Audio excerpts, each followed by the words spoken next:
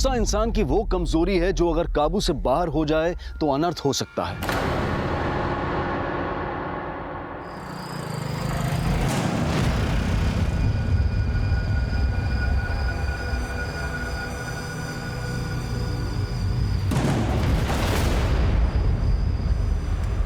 चल भैया जी 975 रुपये का बिल है, 500 रुपये देकर कहाँ खिसक रहे हो? जितना दिया बहुत है। चल पैसे तो देने पड़ेंगे भैया जी। हमको आंख दिखाता है, अपनी पे आगे तो तेरा ढाबा बंद करवा दूंगा। अगर सरोज दीदी ने सुन लिया ना तो खाने लायक बचोगे ना पचाने लायक। अबे कौन है तेरी सरोज दीदी है जो तू इतना कर दिखा रहा है? क्या है रे? हाँ? पढ़ाई लिखाई की उम्र है इसीलिए समझा रहे हैं। गुंडागर्दी अच्छी चीज नहीं होती, समझे? फिर भी अगर ज्यादा खुजली है ना तो बोल, खोलू तेरा आंटी ना। सॉरी दीदी, गलती हो गई। ये ले भाई, ठीक है ना? सॉरी दीदी।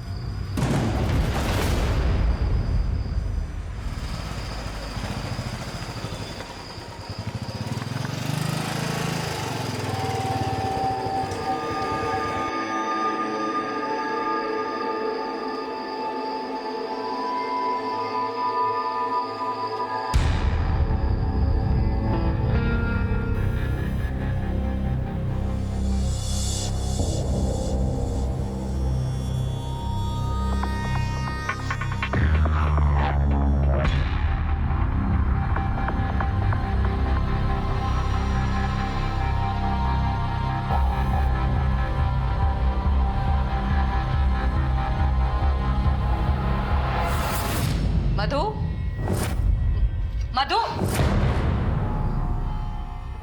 मधु, अम्मा, अम्मा, अम्मा, अम्मा, मधु कहाँ है? क्या हुआ? काहे शोर मचा रखा है? आप लोग घोड़े बेचकर सोए और हम चिल्लाए भी ना। कहाँ है मधु? अपने कमरे में होगी और कहाँ? अरे अपने कमरे में नहीं है तभी तो पूछ रहे हैं। पर मधु तो बोली थी कि रात भर कमरे में बैठ के पढ़ाई करेगी, ऐसे अचानक कहाँ चली गई? कहाँ चली गई? हाँ, और सो घोड़े बेचकर कर ली पढ़ाई। अब जाकर देखो। हाँ, ए रिक्शा ऊपर जाकर देखो। कहाँ गई ये लड़की? कहाँ हुआ अम्मा? हाँ, मिली? हाँ, नहीं। ए रिक्शा ऊपर है क्या? नहीं मम्मी। नहीं, अरे कहे थे हम कि ध्यान दो इस पर, लेकिन नहीं।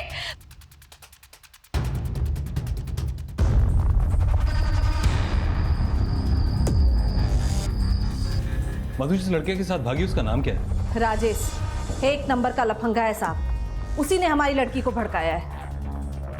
ये राजेश रहता कहाँ है? हमारे घर से थोड़ी ही दूर पर गए थे हम उसके घर, लेकिन उसके माँ बाप ने कुछ भी नहीं बताया। आप राजेश के खिलाफ किडनैपिंग का केस दर्ज कीजिए साहब। अरे नाबालिग है हमारी लड़की, अभी सिर्फ 17.5 साल की है। और उस राजेश ने ऐसी पट्टी पढ़ाई है कि फोन भी बंद कर रखा है उस मधु ने। आप लोग जल्दी कुछ कीजिए। ठीक है, आप हमें मधु का फोटो, उसका फोन नंबर दीजिए और साथ में राजेश का नंबर भी दीजिए। उन राजेश का फोन नंबर तो नहीं है हमारे पास।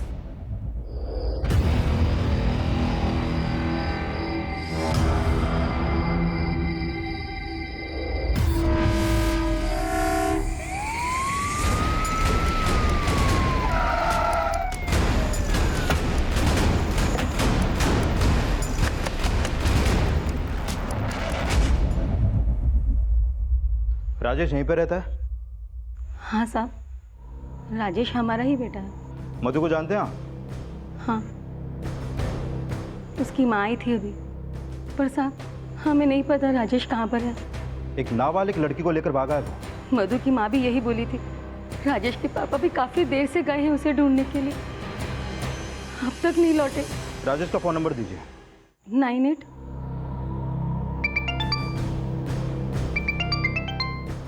मम्मी, कैलाश मामा का फोन।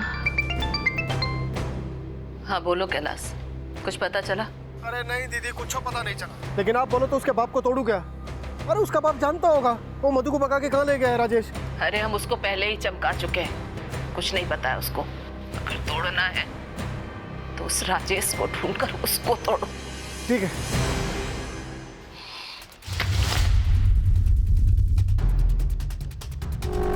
आप जिस नंबर को डायल कर रहे हैं वो इस समय स्विच्ड ऑफ है। भाई, आपने राजेश को कहीं देखा है? राजेश यहाँ आया था क्या? आप लोगों ने सुबह से राजेश को नहीं देखा? हेलो, राजेश मिला? कौन बोल रहा है? सब इंस्पेक्टर विवेक राणा।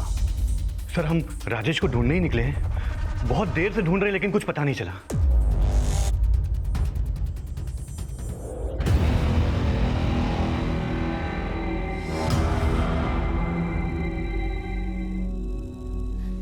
मधु को कोसने की बजाय उसकी बात शांति से सुनी होती ना, तो आज ये नौबत ना होती।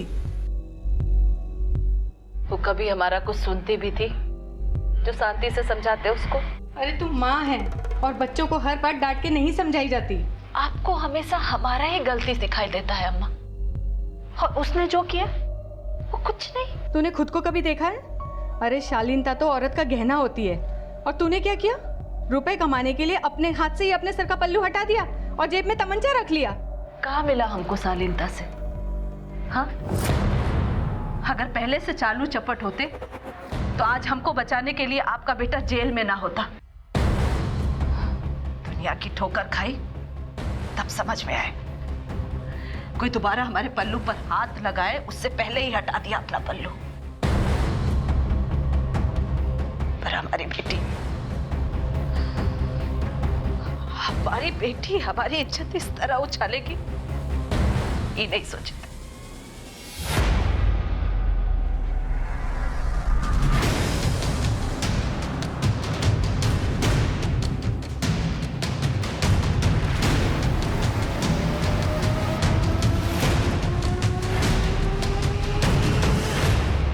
मम्मी, आप प्लीज दीदी को गलत। तुम उसकी तरफदारी मत करो। उसने हमको उसी स्थिति में लाकर खड़ा कर दिया जिसे बदलने की हम 5 साल से कोशिश कर रहे थे। जी बोलिए, क्या ऑर्डर है? अरे वाह, तू तो बड़ी मुफ्त निकली रे। जी आते ही ऑर्डर भी मांग ली। चल गाड़ी में चल, मुझे वहीं ऑर्डर भी देते हैं जी, वो भी टिप के साथ। चलिए, छोड़िए हमारा। थप्पड़ मार दिए।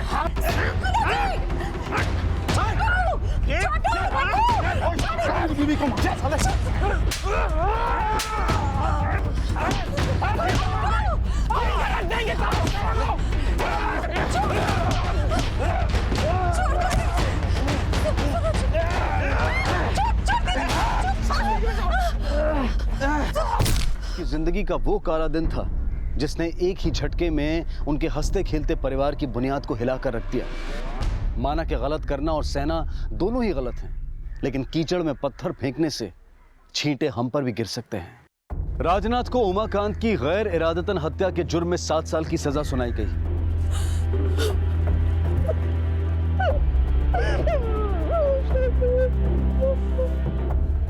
देखो सरोज, जो हो गया उसे बदला नहीं जा सकता। अम्मा, दीक्षा और मधु की जिम्मेदारी तुम्हें संभाल ली, और डर के नहीं, हिम्मत से। चलो। कैसे करेंगे हम अकेले ये सब? करना है तुम्हें।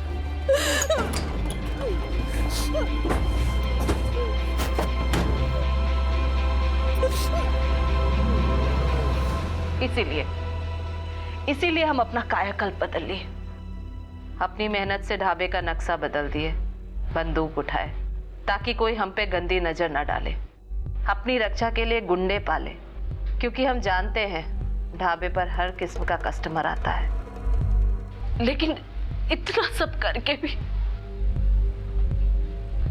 हम मधु को काबू नहीं कर पाए।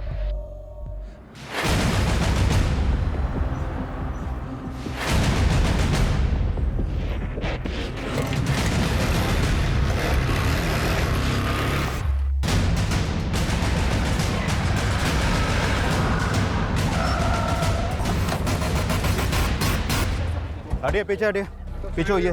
गुप्ता, पीछे हटाओ सबको। चलो पीछे हो जाओ, साइड हो जाओ। सर, ये तो मधु है। इसी की माँ ने कल रात को उसके गायब होने की रिपोर्ट लिखवाई थी, जो अपने बॉयफ्रेंड राजेश के संग भागी थी। लाश को पहली बार किसने देखा था? सर मैंने देखा था। ये लड़का था इसके साथ? जी नहीं सर। मधु की लाश यहाँ पर मिली है और राजेश फरार है। कहीं ऐसा तो नहीं कि राजेश ने मधु को मारा और अब फरार हो गया? पर राजेश तो मधु से प्यार करता था ना, तो फिर मधु को मारने के पीछे उसका मकसद क्या होगा? कहानी कुछ और ही है राणा।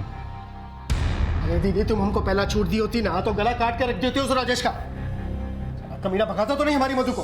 अगर राजेश का गला कटवा दिए होते तो मधु हमको तुमको दोनों को जेल भिजवा देती। इसका भूत सवार था उस पर। पता नहीं कौन से जन्म का बदला लेने के लिए जन्मी है हमारे कोख से। सरोज, तू अब तक मधु को कोस रही है? और तू कैलाश, अरे मार काट की बात छोड़ और जाकर के पुलिस से कुछ पता कर।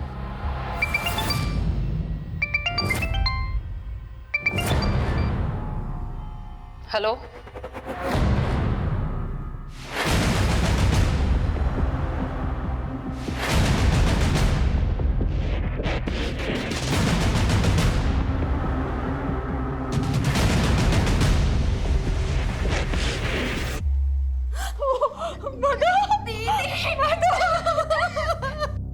मधु की हत्या ने इस केस में कई और नए पहलू खोल दिए। उसकी हत्या किसने और किस इरादे से की थी? क्या इसमें उसकी मां सरोज का कोई हाथ था, जिसे परिस्थितियों ने इतना कठोर बना दिया था कि वो अपने मान को बेचने के लिए किसी भी हद तक जा सकती थी? क्या वो राजेश था जो अब तक फरार था और प्राइम सस्पेक्ट भी था? क्या राजेश के पिता की इस हत्याकांड में कोई भूमिका थी, या फिर कोई ऐसा एंगल था जिससे पुलिस अब तक अनजान थी? इन सवालों के साथ पुलिस राजेश के माता पिता से मिलने उसके घर पहुंची। साहब, हम मानते हैं कि राजेश ने मधु को भगाकर अच्छा नहीं किया, लेकिन वो मधु से बहुत प्यार करता था। वो उसका खून कभी नहीं कर सकता। अगर खून कर नहीं सकता तो फिर गायब क्यों है? ये सवाल तो आप मधु की मां से ही पूछिए। हमें तो ऐसा लग रहा है कि राजेश को उसने ही अगवा किया है। कुछ दिन पहले राजेश को उसने धमकी भी दी थी। अरे ये क्या कर रहे हैं आप? बहुत चर्बी चढ़ी है। दोबारा अगर मधु से मिले ना तो जान ले लूंगी तुम्हारी। मर्डर मधु का हुआ है और आप लोग राजेश के गायब होने का इल्जाम मधु की मां सरोज पर लगा रहे हैं। सर, हो सकता है उसकी मां ने अपनी बेटी को मार के राजेश को अगवा किया हो।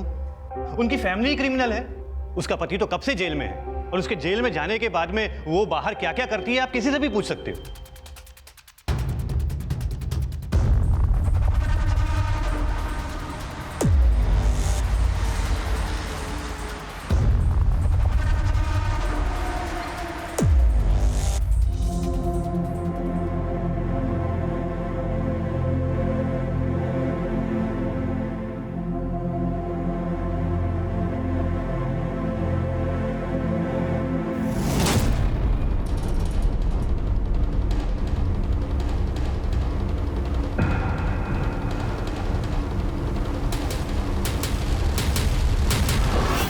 सर, मधु की पोस्टमार्टम रिपोर्ट के मुताबिक अब 11 से 12 बजे के बीच है, जिस रात वो राजेश के संग भागी थी। राजेश का कोई लीड मिला? नहीं सर, अभी तक तो नहीं।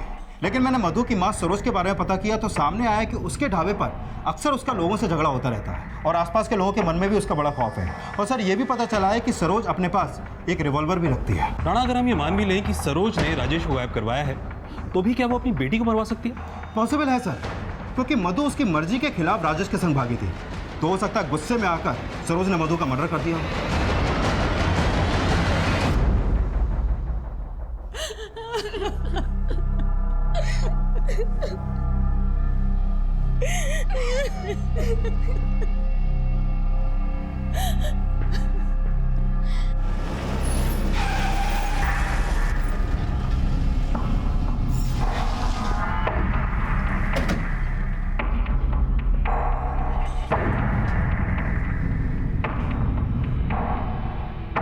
राजेश के घर वाले कुछ भी बक रहे हैं। आप उनका बात मानकर हम पर आरोप लगा रहे हैं। पर ये तो आप भी मानते हैं कि राजेश और मधु एक दूसरे से प्यार करते थे। भड़का रखा था उसने हमारी बेटी को। आप उसे ढूंढकर अंदर कीजिए ना साहब। राजेश को तो हम ढूंढ निकालेंगे सरोज जी, मगर कहीं ऐसा तो नहीं कि आप हमसे कुछ छुपा रही हैं? छुपा नहीं रहे, पछता रहे। अगर आज मधु हमको समझी होती ना तो उस लड़के के साथ कभी ना भागती। अरे उसकी जात वाले की वजह से आज हमारा पति जेल में सजा काट रहा है। मतलब?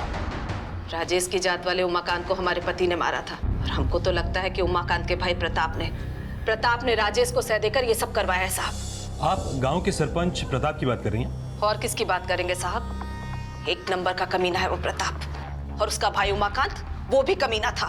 सरोज, होश में बोल। साहब, वो दबंग लोग हैं। हम प्रताप का नाम लेकर के कोई मुसीबत मोल नहीं लेना चाहते हैं। इसने अभी जो भी कहा ना, आप उस पर ध्यान मत दो। क्यों ध्यान नहीं देंगे अम्मा? बेटी खोई है हमने। राजेश ने मारा हो या किसी और ने, छोड़ेंगे नहीं उसे।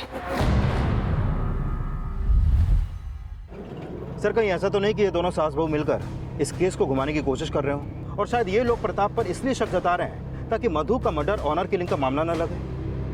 पर अगर ये ऑनर किलिंग का मामला है तो मधु के मर्डर में राजेश के घर वालों का हाथ भी हो सकता है।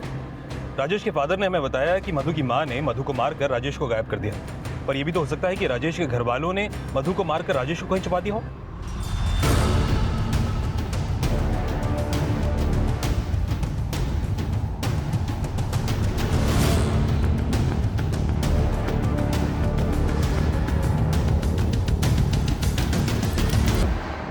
इस केस में लीड तभी मिलेगा राणा जब राजेश का पता चले, लेकिन प्रताप और मधु के घर वालों की दुश्मनी के एंगल को भी इन्वेस्टिगेट करना चाहिए। हो सकता है कि प्रताप यादव ने ही मधु को मारा हो और उसके बाद राजेश को गायब कर दिया हो ताकि किसी को उस पर शक ना हो। सर ये प्रताप बहुत पावरफुल आदमी है, कुछ भी कर सकता है ये।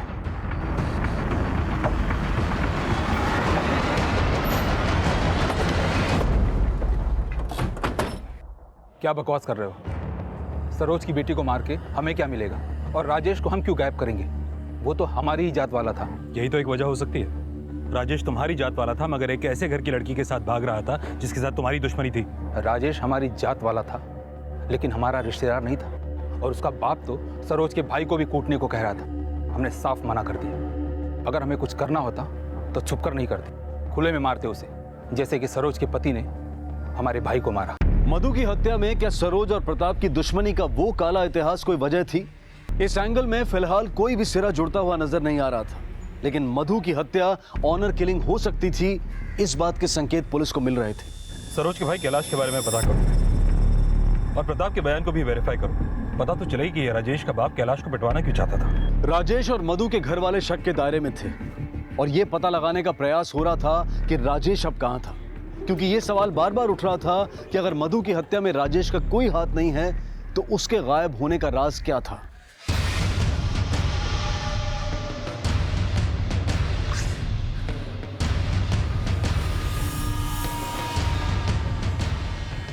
सर थोड़ी देर पहले राजेश का फोन बनारस में कुछ टाइम के लिए एक्टिव हुआ था। राणा फौरन बनारस एक टीम लेकर जाओ, जहां पर उसका फोन एक्टिव हुआ है वहां पर आसपास पूछताछ करो। हो सकता है कि वो वहीं कहीं छुपा हो। सर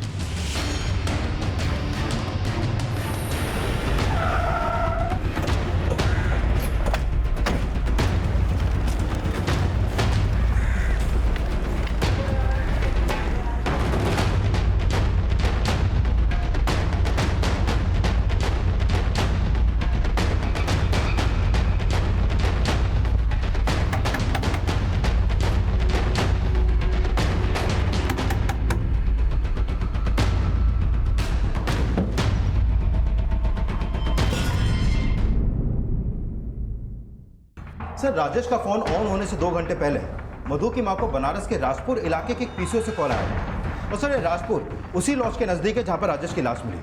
सर हो सकता है मधु की मां को ये कॉल राजेश की इन्फॉर्मेशन देने के लिए आया हो। मधु को मधु की मां ने मारा या नहीं ये साफ नहीं है, मगर राजेश को मारने का उसका मोटिव क्लियर है। एक काम करो, जिस पीसीओ से सरोज को कॉल किया वहां पर पता करो कि उसको कॉल किसने किया। Okay sir. सर राजेश का मोबाइल ऑन किया तो उसमें राजेश का एक वीडियो मिला। वो वीडियो उसने सोशल नेटवर्किंग साइट पर अपलोड भी किया था। तू? अरे तू यहाँ क्यों आया है? जानता है ना सरोज तुझे देख लेगी तो क्या तमाशा होगा। माँ हमको माफ कर देना। आपको बिना बताए हमने मधु के साथ भागने की कोशिश की।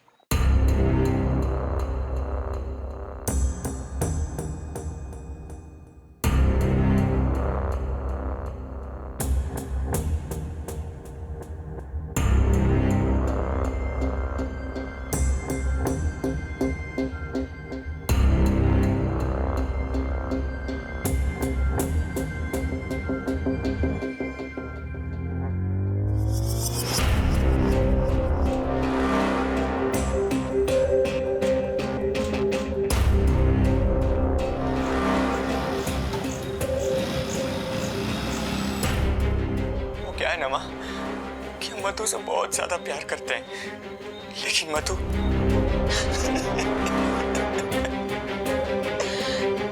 जितना मधु का खोने का दुख है, उससे कहीं ज्यादा ये सुन के हूँ कि हमें मधु का हत्यारा समझा गया। हमने मधु का खून नहीं किया माँ। हम तो बस उस रात। मधु तुम 2 मिनट रुको, बाइक में पेट्रोल नहीं है, हम अभी आते हैं।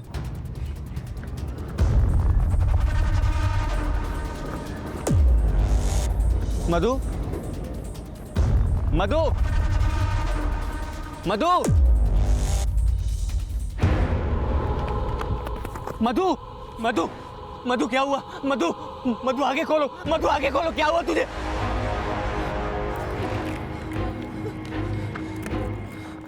हमने पहले भी मधु के बिना कई बार सुसाइड करने की कोशिश की,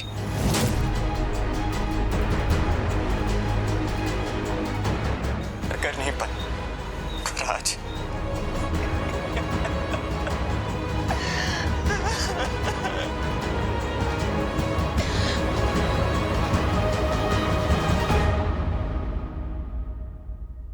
राजेश ने कहा कि उसने पहले भी सुसाइड करने की कोशिश की है मगर कर नहीं पाया।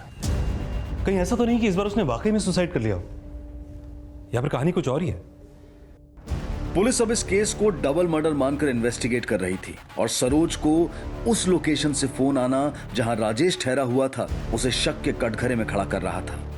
लेकिन इससे पहले कि पुलिस सरोज से कुछ पूछ पाती, उसके गायब होने की खबर सामने आई। हेलो सर, सरोज ढाबे पे नहीं है। सर, कैलाश। हमें क्यों बुलाया साहब आपने? चल तो खुद बता, क्यों बुलाएंगे? अरे साहब, वो जरूर राजेश के बाप ने आपको भड़काया होगा। अरे वो लोग बेकार में दीदी के लिए आपके सामने झूठ बोले, इसलिए उसको समझाने गए थे। समझाने गया था या धमकाने गया था? कब है? कब बोला पुलिस से? ये दबंगबाजी हमें दिखाई ना तो कह देते अच्छा नहीं होगा। अपनी पे आ गया ना तो ऊपर से नीचे तक नाप के रख दूंगा। साहब, वो झूठा ताप दिखा रहा है, और वो प्रताप, वो भी उसकी मदद कर रहा है। कौन क्या कर रहा है और क्या नहीं कर रहा है ये पता करना हमारा काम है। तुम लोगों की गुंडागर्दी नहीं चलेगी, समझे? हम कोई गुंडागर्दी नहीं किए हैं, हम 2 टुक बात करने गए थे बस। अब तो समझाने गया था, मगर पहले तो राजेश की हड्डी तोड़ दी थी तूने।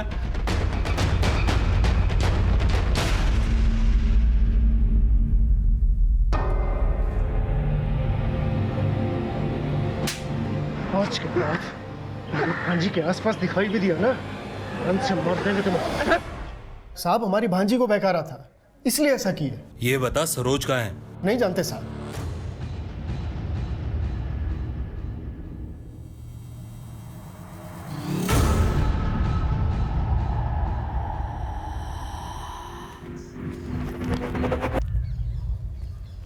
दीक्षा, क्या कर रही है? बुक दे।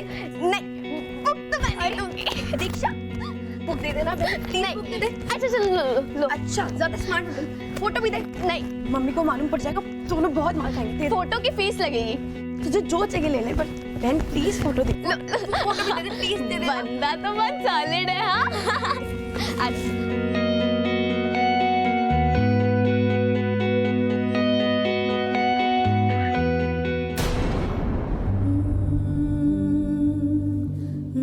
दीक्षा,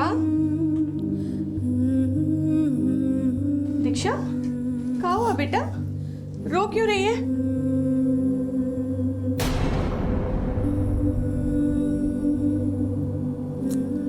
मत रो बेटा, चल तू उठ, कुछ खा ले।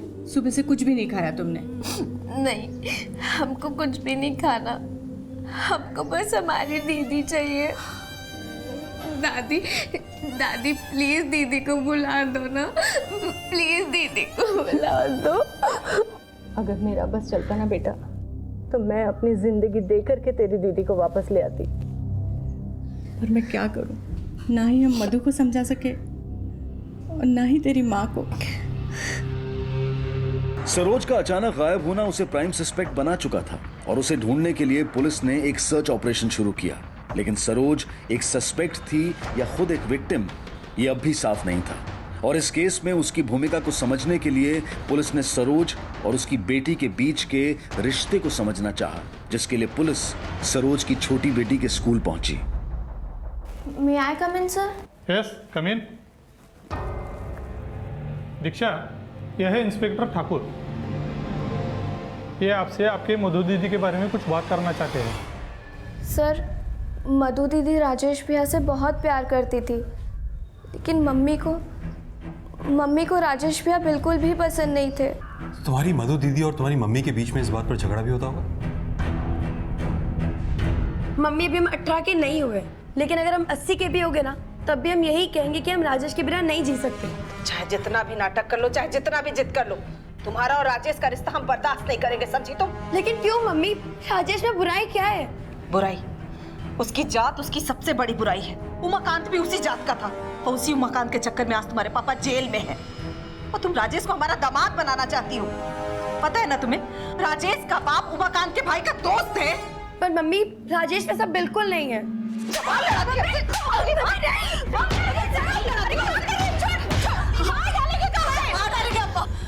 अगर राजेश के प्यार का भूत इसके सर से नहीं उतरा तो मार डालेंगे इसे। समझा लो इसे।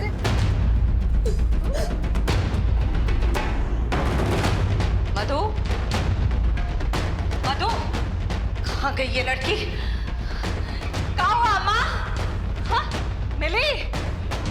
हाँ, नहीं। ए दीक्षा, ऊपर है क्या? नहीं मम्मी। नहीं, अरे कहे थे हम कि ध्यान दो इस पर, लेकिन नहीं, तुम लोगों को जिस दिन मधु दीदी घर छोड़कर गई थी तो उन्होंने मम्मी के लिए एक लेटर भी छोड़ा था, लेकिन ये बात मम्मी ने किसी को भी नहीं बताई। वैसे आपको बोलने बताने लायक कुछ बचा नहीं है, लेकिन फिर भी बता देते हैं। हम राजेश के साथ जा रहे, जल्दी से उससे शादी भी कर लेंगे। आप हमारी फिक्र मत करना। प्रणाम। आपकी मधु। लो, भाग गई आपकी लाडली। डर था हमको अम्मा इस बात का, तभी कहते कि नजर रखो उस पर नहीं। अरे अब हमको कोस के काम मिलेगा, जाकर ढूंढो उसे। जवान लड़की अगर घर से भाग जाती है ना, तो इज्जत की पखियां उधर जाती है। एक बार मिल जाइए, छोड़ेंगे नहीं उसको हम।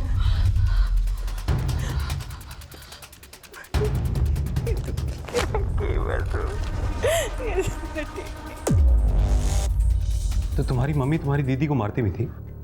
हाँ सर, लेकिन मम्मी बुरी नहीं है सर, बस वो दीदी को समझ नहीं पाई।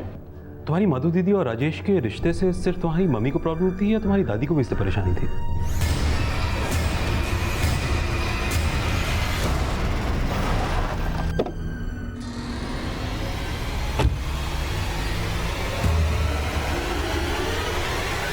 हमें मधु की भावनाओं की कदर थी साहब, लेकिन मेरे बेटे के जेल जाने के बाद सरोज कुछ बदल सी गई थी।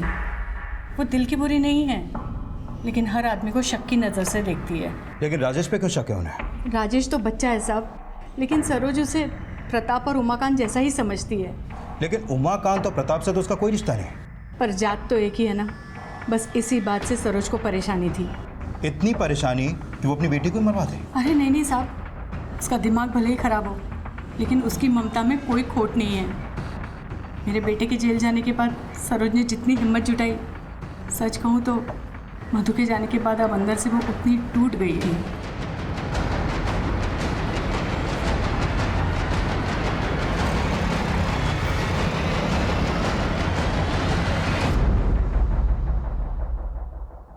ए, तू जानता नहीं मेरे को? तेरे ढाबे को आग लगा के जला दूंगा।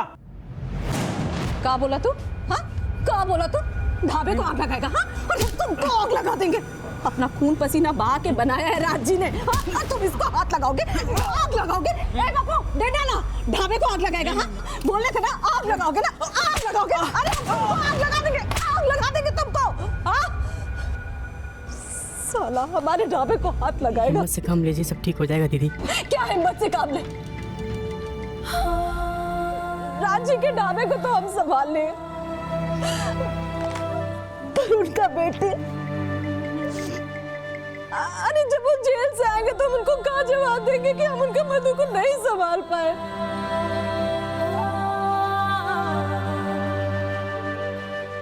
इसे पता चला है कि मधु का एक चाचा भी है, उसका नाम जगमोहन है। ये उसकी फोटो। मधु के मर्डर से इसका क्या कनेक्शन हो सकता है? सर, कनेक्शन का तो पता नहीं, लेकिन राजनाथ जब से जेल गया है, जगमोहन का मधु की मां सरोज से झगड़ा चल रहा था, और ये झगड़ा किसी प्रॉपर्टी को लेकर था सर। लेकिन कोर्ट में केस सरोज जीत गई थी। सर कहीं ऐसा तो नहीं कि इसी बात का बदला निकाला हो जगमोहन ने? पर मधु की माँ ने कभी इस पर शक जाहिर नहीं किया। सर ऐसा भी तो हो सकता है कि सरोज अपनी सास की वजह से चुप हो, क्योंकि जगमोहन का अपनी माँ से मिलना जुलना है।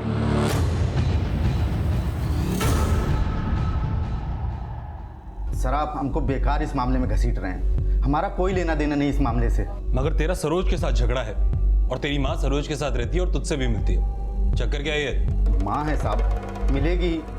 सरोज भाभी थोड़ी ना रोक सकती हैं। सरोज से क्या झगड़ा है तेरा? सर 10 साल पहले भाई साहब ने एक ज़मीन खरीदी थी 8 लाख में, उसमें 2 लाख मैंने दिए थे। भाई साहब के जेल जाने के बाद मैंने पैसे के बदले ज़मीन में हिस्सा मांगा, तभी से सरोज भाभी हमें दुश्मन समझ बैठी। और इसीलिए तूने सरोज की बेटी मधु को जान से मार दिया? मैंने कुछ नहीं किया सर, मधु को सरोज भाभी ने ही मारा होगा। अपने लोगों को भी शक की नज़र से देखती हैं, हमें माँ से भी उन्होंने ही दूर किया। सर सरोज को जिस पीछे से कॉल किया गया था वहाँ पे एक सीसीटीवी कैमरा लगा हुआ है, फ़ोन करने वाला उसमें कैप्चर हो गया। ये रहा उसका फुटेज। सरोज को आखिरी बार कॉल करने वाले का चेहरा पुलिस के सामने था और इसी बीच पुलिस को सरोज का फोन एक्टिव होने की खबर मिली।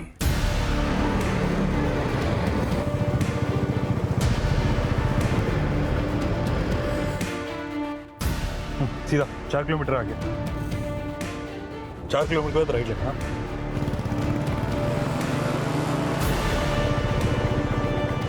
आगे से मोड़ आएगा, वहां से राइट जाना।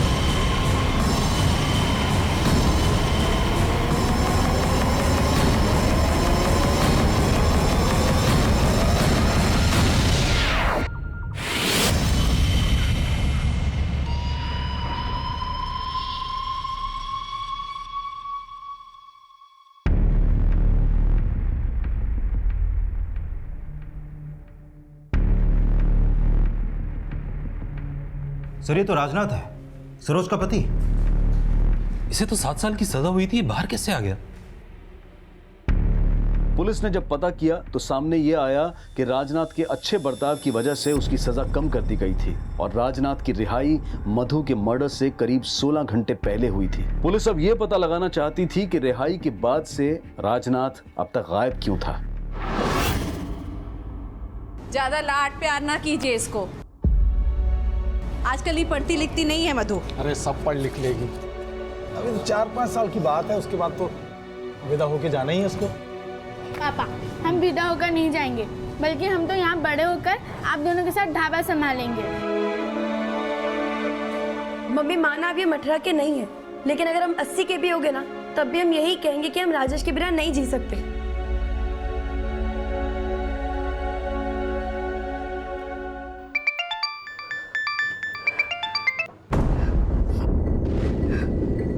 हेलो।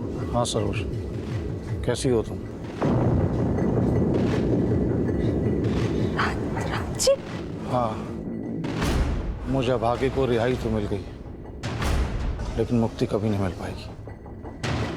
ऐसे काहे बोल रहे? क्या हुआ? उससे ज्यादा कुछ मत पूछो सरोज, थोड़े से पैसे लेके कल मुझे बनारस में मिलो, और मेरे बारे में कोई कुछ पूछे तो कुछ बताने की जरूरत नहीं है। हम अपनी सजा के 1 साल पहले जेल से रिहा हो गए थे, तो सोचे घर जाएंगे, अचानक सबको हैरान कर देंगे, सब खुश होंगे। लेकिन जैसे ही घर के पास पहुंचे तो देखे कि मधु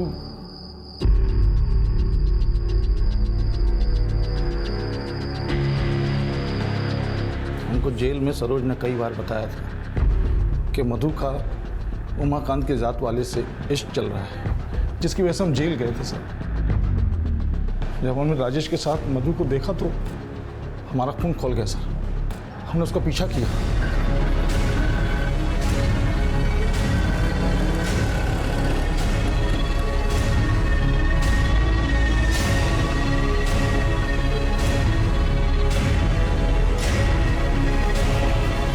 पापा आप कल मुई मत बोलो उनको पापा।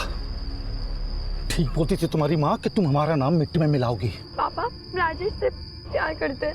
हम अपने गुस्से को काबू नहीं रख पाए सर, और हमसे और इसलिए तुमने राजेश को भी जान से मार दिया। और उसका वो वीडियो?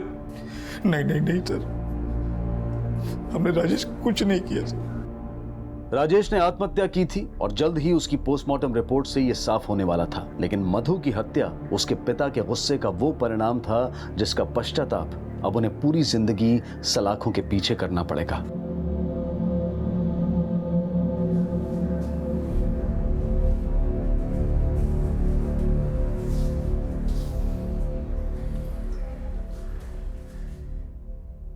हम तो समझे थे कि अब आपके और हमारे बीच की ये सलाखें खत्म हो जाएंगी, लेकिन हमको माफ कर दो सर। हमारी वजह से हम का कहें? हम तो आपकी दी हुई जिम्मेदारी संभालते रहे और आपका इंतजार करते रहे। इन सब के बीच हम इतना उलझ गए कि शायद मधु का ठीक से ध्यान नहीं दे पाए। लेकिन आपकी तो लाडली थी ना, बहुत प्यार करते थे ना आप मधु से। आप ही ना।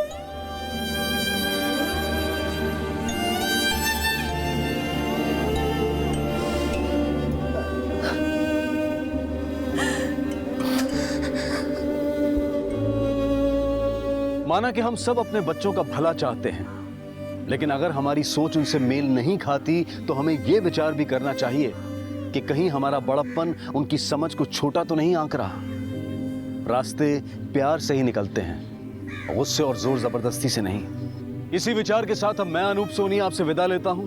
फिर मुलाकात होगी अगले एपिसोड में एक और चौंका देने वाले केस के साथ। तब तक अपना और अपने परिवार का ख्याल रखें और देखते रहें क्राइम पेट्रोल डायल 100। सबक एक को सीख हम सबको। जय हिंद।